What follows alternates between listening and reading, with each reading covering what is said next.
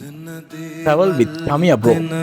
ඔන්න අපි කතරගම යන්න සූදානම් වෙනවා. යාලේ කැලේ මැදින් අපි සුන්දර කතරගම පිම්බීමට යන්න සූදානම් වෙමින් අලි පැංචකුත් හම්බුණා කියන්ටකෝ.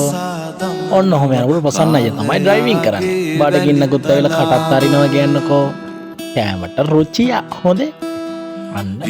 අන්න ඔහම යනකොට දේවාලටත් ගොඩ ශිව දේවාලේ ශිව දෙවියන් උදටගෙන අපි ලස්සන ටික්ටොක් එකකුත් කරා. හොඳේ අමතක කරන්න එපා. තමන්ටම මිස ග්‍රහයෙකුට බෑ හොඳ කරන්න. අපේ පැටවුල්ට ගිහිල්ලා ෆොටෝ ගහලා අන්න ඔහමයි අපි කතරගම චාරිකාව ඉවර කරේ. තමන්ටම මිස ග්‍රහයෙකුට කයි ප්‍රසන්න අයියාගේ පවුල අලි පැංච හොටේ ඔස්සගෙන ඉන්න හැටි බලන්ටකෝ.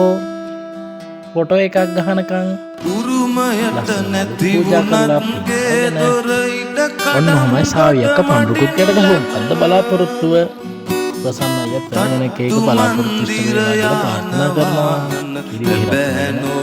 ලස්සන සුන්දර ගමනාන්තයක